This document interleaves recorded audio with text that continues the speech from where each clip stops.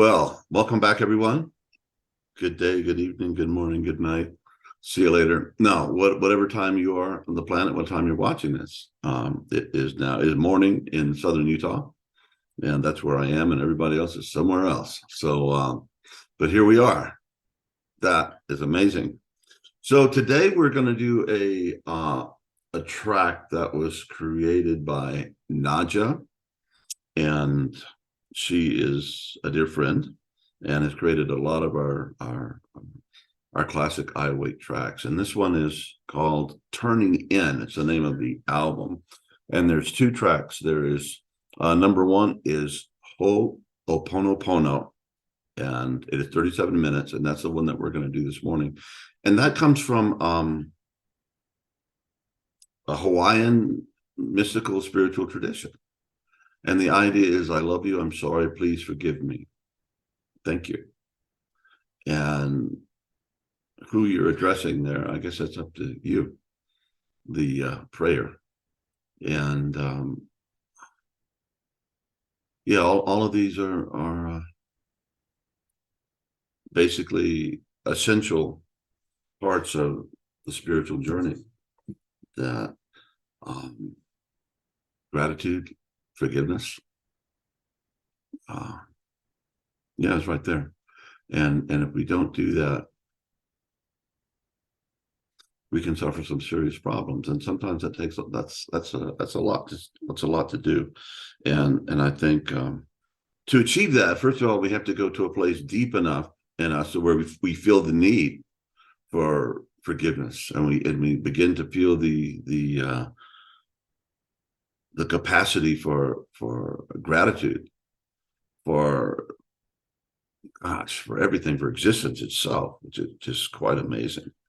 And but to get to that place, deep forgiveness and deep love and deep gratitude, it takes God, I guess. It takes grace, another word for that, higher power help, if you will, and also our willingness to go to that place. Because when we can do that, we can experience freedom. And when we experience freedom, things get released in us that we otherwise wouldn't be able to experience, and wouldn't be able to produce, and wouldn't be able to channel and do. So without further ado, well, why don't we get into this together and get yourself set up, right? You can focus on your heart, focus on your breath, and get your spine as straight as possible, and see if you can feel the energy going up and down, and kind of around in your spine. And okay, let's do this.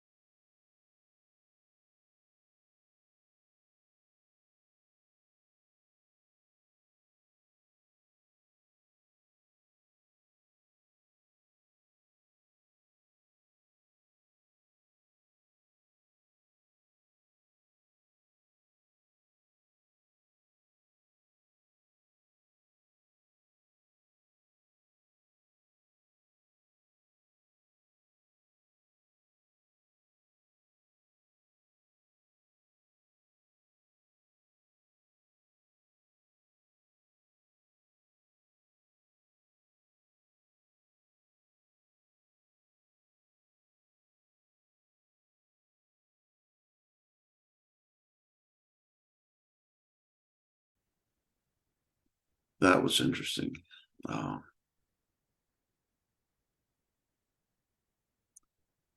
One of the things as when I got into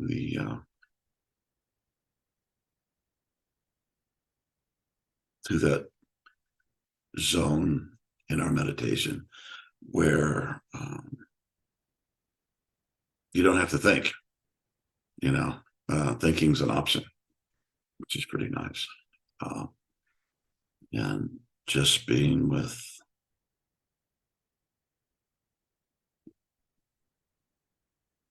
your awareness and just paying attention. And when you do that, it's pretty amazing. One time early on in my 30, 40 years ago, I was in that zone, and the phrase came up, the gospel is pay attention. I thought that's a nice mix of Buddhism and Christianity.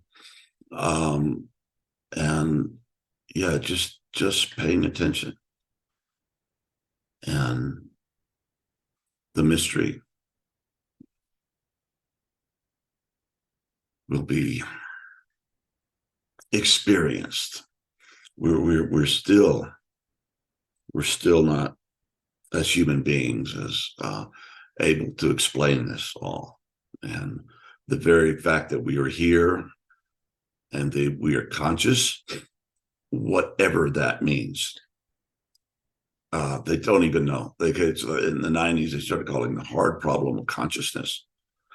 They can't explain it. They don't even know what it is, but it's obviously every individual human being experiences this thing of awareness that is, well, it can be explained through mathematics. So science really doesn't like it very much, because if you're supposed to get a unified understanding how everything came to be and why everything is and all this stuff, somehow it has to work into some kind of mathematical equation, like E equals MC squared, which blow the world open. And I think when Einstein first came up with it, he was 25 years old, very young. There were like 3 or 4 people that maybe on the planet who could understand what the hell he was talking about. And then that expanded. And of course, our whole modern computer world and everything that we just take for granted is based on Einstein, and that that matter is energy and energy is matter. And that kind of changed everything. And of course, it's basically what the mystics have been saying forever. There is nothing but God. Everything is some kind of frequency. And in those moments, we can see that. In that moments when we can just experience that deep connection. And poor science and poor physics have such a hard time struggling with this. And about every 10 years, I get back into quantum physics and start looking at it again. And I may be the dumbest person to ever look at all this stuff, but I keep looking anyway. It's just like I said with the Beatles, every, 5 or 6 or 7 years, I rediscover the Beatles. Well, I'm currently rediscovering physics, and they're having a lot of problems right now because about 30, 35 years ago, there was a paper written about string theory.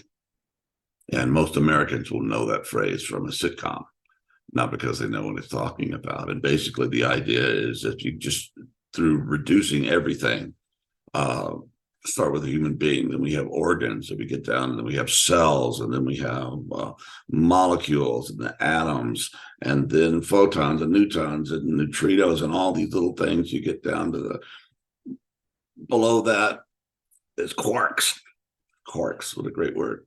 And then they said, if you split the quark open, you'll find little strings.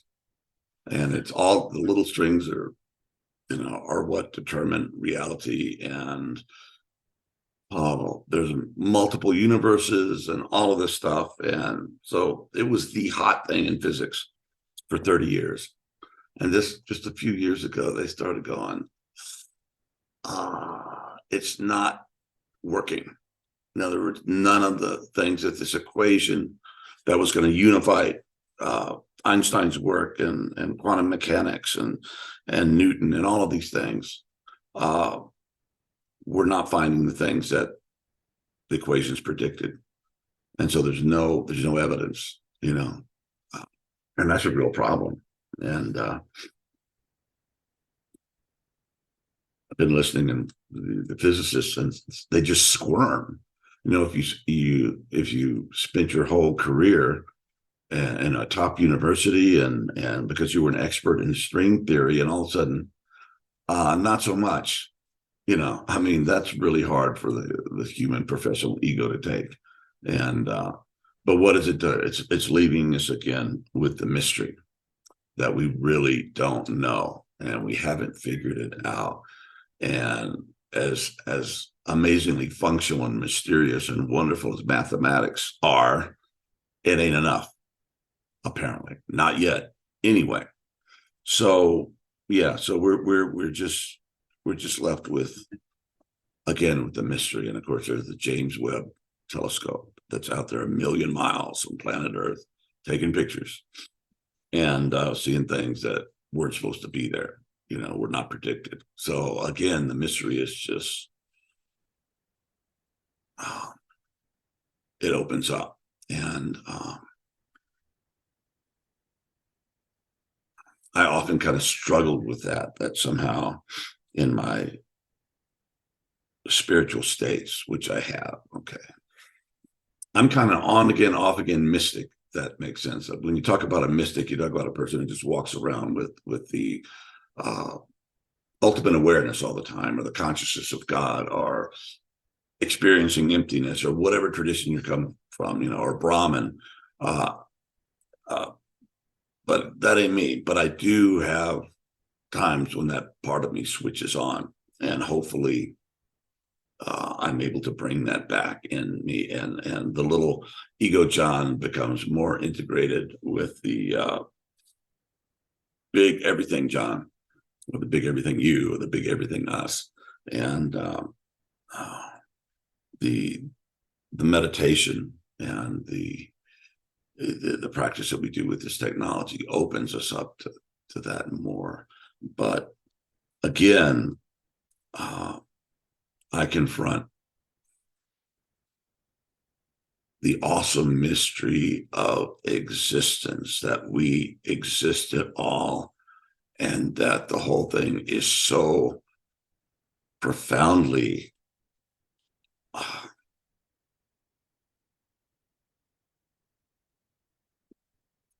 beyond our capacities to explain and describe. Yet, through consciousness, we can experience that. We can experience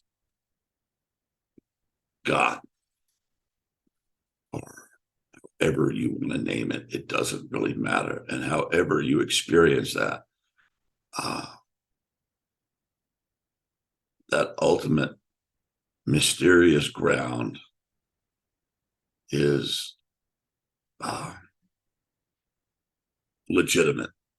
Okay.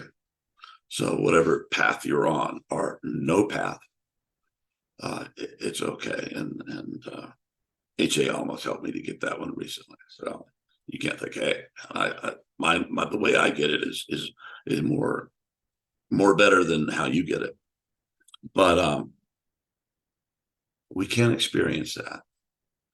And we can transmit it in our actions, in our energy, in our love, in our care, in our grief, in all our humanness.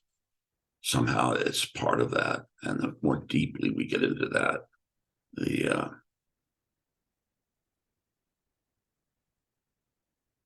the more profoundly connected we are to one another and to our ancestors and to the future, to the universe in general. That keeps manifesting itself. And the great question is, why is there something rather than nothing?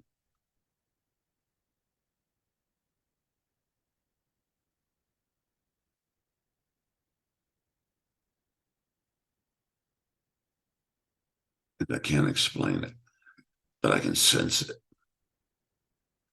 So a lot of times these at these altered levels, it becomes very, very hard to explain. But some of us do, and some of us are quite good at it. My friend, and I made friends with him through our podcast, Christopher Bache,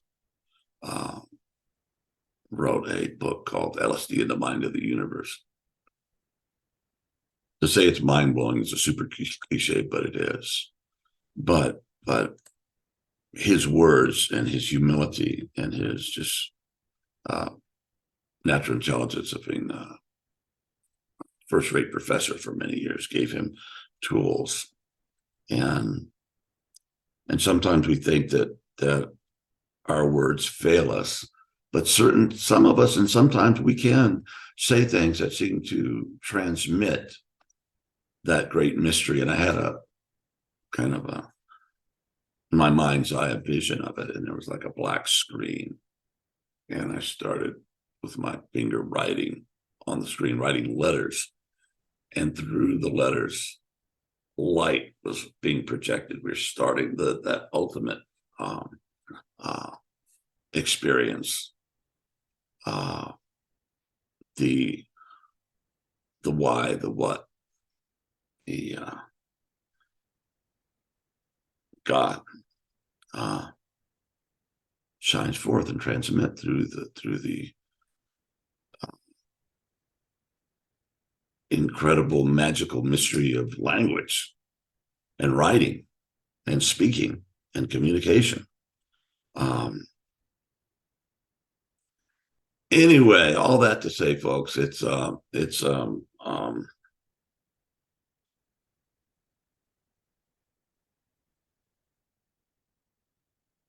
is a great mystery, and it is the great sacred.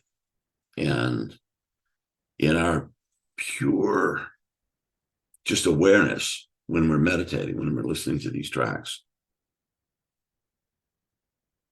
we can experience something that all the king's men and all the king's helpers and couldn't explain, and mathematics can't explain, and science can't explain, but we were right there confronted with that mystery. And if we can just be with that and let that be, as my new friend Meister Eckhart says, Gelassenheit. He wrote in German and Latin. He preached in German way back when, medieval period. He says, if we can just let it be, let that of God just come through us and be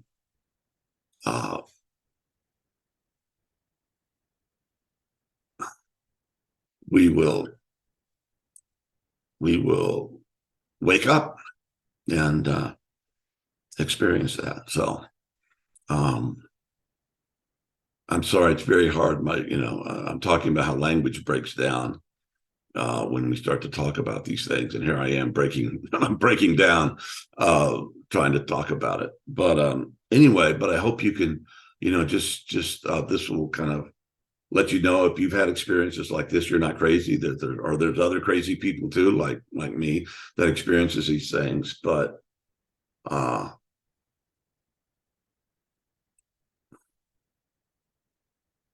when we touch into that mystery, the great sacred, the great emptiness, the great fullness.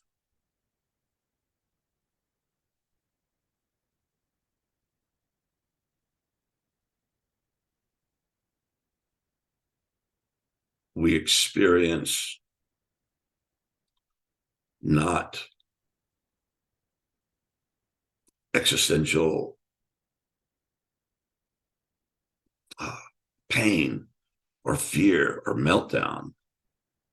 We experience that it is good. And if you had an infinite good that could just get good, getting gooder with each stage, it would be that. So let us not lose connection with that part of ourselves that connects us, and the part of ourselves that was never born and will never die and exists in and beyond time. Yeah. And it's good. So as Nadja was saying, thank you. And be grateful for that. And yeah, forgive yourself and forgive others. Yeah. And as Meister Eckhart said, oh, let it be. Mm. Anyway. Thanks, everyone.